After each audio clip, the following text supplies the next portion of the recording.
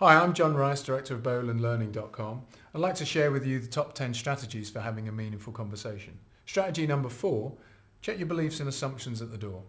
I'm going to share with you a little exercise first that if you've seen before then that's great, but it'll help you just start to say, this is what we think is important when you come to have a meaningful conversation. I'm just going to do a quick exercise for you.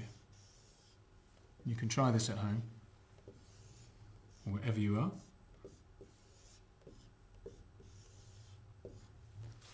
So what I'd like you to do is I'd like you to add one line to this and make it equal 6. I'll give you 10 seconds or so. I'll pop back.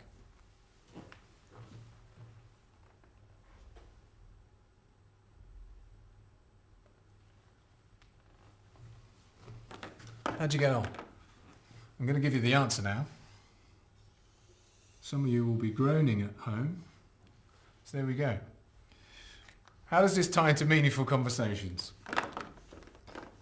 I guess it would be fair to say that for most of us, what we were seeing as I drew this up on the board was Roman numerals. We assumed that we had Roman numerals. We assumed it was 9 in Roman numerals, an I and an X. So of course we started to do all sorts of mental gymnastics then. We started to think about what 6 was in Roman numerals, a V and an I, and started to think if we could put one the other side, cut it in half, turn it upside down, whatever. But nonetheless, we were getting a certain result. In this case, an unsatisfactory one. And around we went. With that belief and assumption at play, it meant that we didn't get the result we wanted. The same thing applies for meaningful conversations.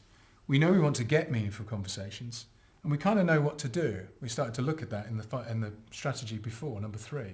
We started to recognise what they look like, sound like, feel like. But our starting point is what beliefs and assumptions we're carrying about the other individual into the conversation.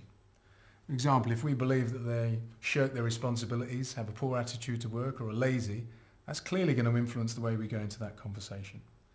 You could hold some other beliefs, liberating beliefs as we would call them, where you hold each other in positive regard.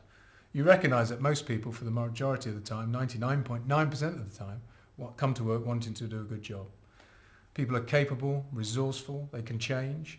All of these beliefs allow you to go into the conversation differently and certainly make it more likely that you can have a meaningful conversation. I'm John Rice, Director of bowlandlearning.com.